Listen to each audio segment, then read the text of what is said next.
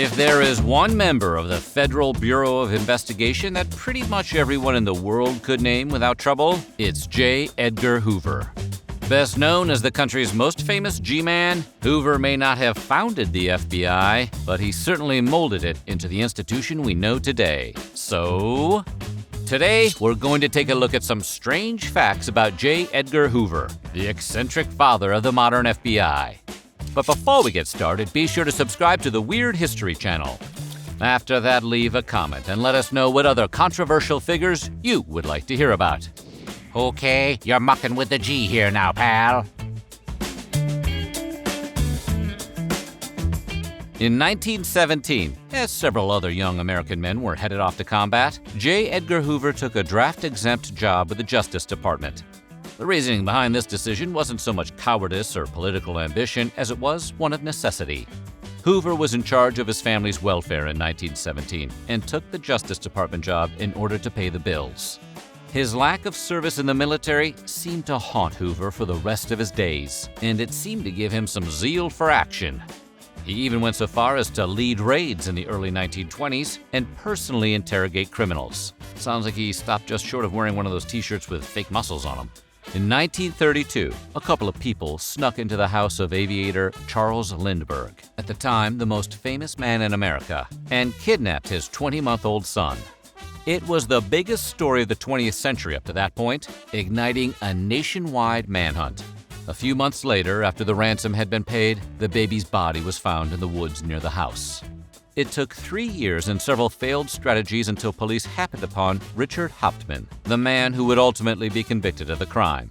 Though Hoover and the FBI had only a cursory involvement in finding and catching the culprit, Hoover horned in and quickly took as much credit as he possibly could. Most of the credit really belonged to the New Jersey police, but Hoover had a bigger microphone, which made it easy for him to take the spotlight. In the 1950s, the Cosa Nostra, which is the fancy dress-up name for the mob, was at the height of its power. However, not only did the Federal Bureau of Investigation not do anything about it, Hoover himself actively denied that the Mafia was actually a thing. In 1950, the Special Committee on Organized Crime, also known as the Kefauver Committee, held several public hearings in which they deduced that organized crime was, in fact, very real. And in 1958, several low-level FBI agents submitted reports indicating that this was absolutely the case. Hoover, however, dismissed both of these claims as baloney, the least respected lunch meat. But why? The prevailing theory is that the mob had some dirt on Hoover, and at one point, iconic gangster Meyer Lansky said of Hoover, "I fixed that son of a bitch." It's hard to misinterpret that statement, so it's not an implausible theory. No one knows for sure what the mob had on Hoover, if anything, although there are countless rumors and theories. Throughout his career, Hoover ordered his agents to keep tabs on pretty much anyone he considered a threat, which was a lot of people. And he wasn't picky. Basically, anyone with a high enough profile was fair game. And we're not exactly talking about a list of notorious supervillains here. Public figures like John F. Kennedy, the Grateful Dead, whose file unironically designates them as a rock group of some sort, Liberace, Charlie Chaplin, Helen Keller, Jackie Robinson, and even Colonel Sanders, a man who apparently desperately wanted to be Hoover's friend. He probably would have been better off sticking with chickens. They say you can judge a man by who his enemies are, and if they don't say that, you might want to start, because Hoover considered civil rights leader Dr. Martin Luther King to be his enemy. And while Hoover is far from the only government official to have been nervous about MLK's rise to prominence throughout the late 50s and early 60s, he was definitely one of the Reverend's most outspoken adversaries. In fact, in 1964, Hoover told reporters, "Dr. Martin Luther King is the most notorious liar in the country." Today, King has a national holiday named after him, whereas Hoover has a low-rise office building named after him. Oh, and the Hoover Dam? Nah, that refers to Herbert Hoover. Sorry, John Edgar. Today, everyone thinks of Albert Einstein as that kindly old genius who discovered the theory of relativity while looking like a time-lapsed photo of Tim Burton. But during Hoover's time, the FBI was extremely suspicious of one of the smartest men ever to walk the earth. Specifically, they mistrusted his German heritage. While they were willing to admit that the scientist was extremely capable, there were several official memos sent out in which the Bureau advocated keeping Einstein away from government business. The Bureau was so obsessed with Einstein, in fact, that the file that compiled on him weighs in at over 1,800 pages, none of which, for the record, ever actually found the scientist guilty of wrongdoing. When the physicist was hired onto the Manhattan Project, the FBI stated that in view of what they considered his radical background, they would not recommend the employment of Dr. Einstein on matters of a secret nature without a very careful investigation, as it seems unlikely that a man of his background could in such a short time become a loyal American citizen. Ouch. Before Hoover's tenure as director, the Bureau was only too happy to induct female agents. But his reign at the FBI was not great for women who had an interest in being investigators. Not only did Hoover not allow women to join the Bureau as agents, he also insisted that all female employees of the FBI wear skirts or dresses to work. Hoover didn't even let women smoke at their desks because he considered smoking a perk in which men alone were permitted to indulge, although he sort of did the women a favor on that one. However, once Hoover was finished at the FBI, so was his ban on female agents and most of his other sexist policies. If you've ever heard of Hoover, then you've likely also heard the rumors about how he liked to dress in drag in his downtime. However, those rumors are just that, rumors. Even Hoover's biographers can't agree on whether or not he actually enjoyed wearing women's clothes, and many have pointed out the original source of the story was a known perjurer. That being said, it was commonly believed that the FBI director wore ladies' perfume as opposed to men's cologne. Not that we blame him. Have you smelled cologne lately? It's like a pine tree wearing hair gel.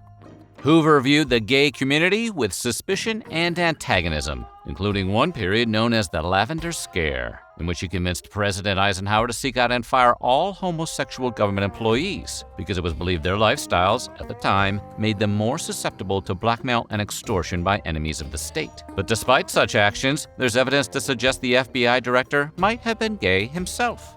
Today, it seems plausible that Hoover might have been in a relationship with one of his closest advisors, a man named Clyde Tolson.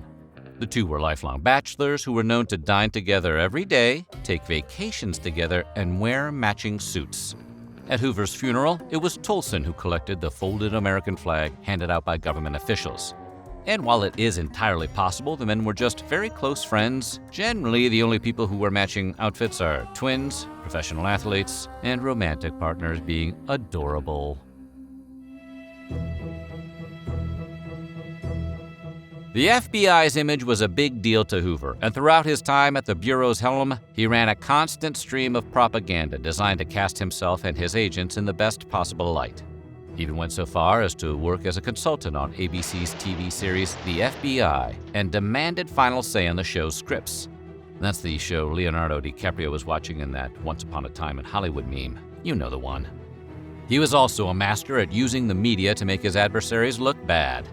At one point, he even congratulated an agent for coordinating a local news program to undermine the Black nationalist movement. A gleeful Hoover wrote about how the show depicted Black nationalist leaders chosen for either their inability to articulate or their simpering and stupid appearance, squirming about in their chairs, resembling rats trapped under scientific observation. Geez, John, take it easy. During the 1930s, Hoover joined what was then known as just the Bureau of Investigation. The federal part didn't get added until later. At the time, the agency was getting started on its mission to hunt down communists.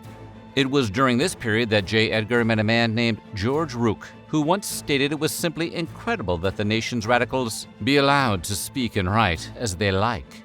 The nerve of some people. But while Rook was all talk, Hoover leapt into action. A man of similar conviction, he masterminded what became known as the Palmer Raids, a series of raids in which he actually deported hundreds of suspected subversives. And if you've been paying attention to this video, you know he didn't exactly calm down as he got older. Hoover served a 48-year career as head of the FBI under 4 Republican and 4 Democrat presidents. That required an extraordinary amount of effort to variously resist, support, or avoid the political demands of each administration. It seems the ideology Hoover believed in most was the ideology of what keeps Hoover in power. Hoover was initially appointed and personally committed to making the Bureau politically neutral, righting the explicitly stated political biases of previous directors.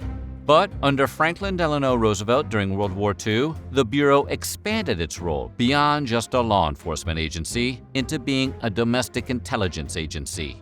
And one thing that got Hoover fired up more than anything else was expanding the powers of his Bureau. This set the stage for fueling the Red Scare post-World War II, in which at one point Hoover surreptitiously supplied Senator Joseph McCarthy, who was a zealous and often overzealous anti-communist, with evidence that President Truman's State Department was harboring 200 members of the Communist Party, evidence McCarthy used to gain political and public steam, until such tactics led to McCarthy's downfall, because people figured out he was often just making stuff up. Throughout his tenure with the FBI, Hoover was never shy about using his agents as his own personal peeping toms. He especially enjoyed using this tactic on politicians.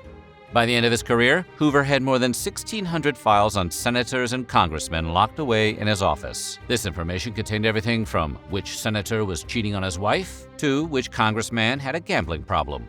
Oh, sorry, we should change that to which senators and which congressmen. Hoover would collect any information he thought might tighten his grip on Washington, and kept it ever at the ready for blackmail. Hey, blackmail technically does involve investigation.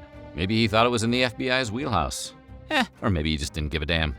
So what do you think? Which of these facts about J. Edgar Hoover surprised you the most?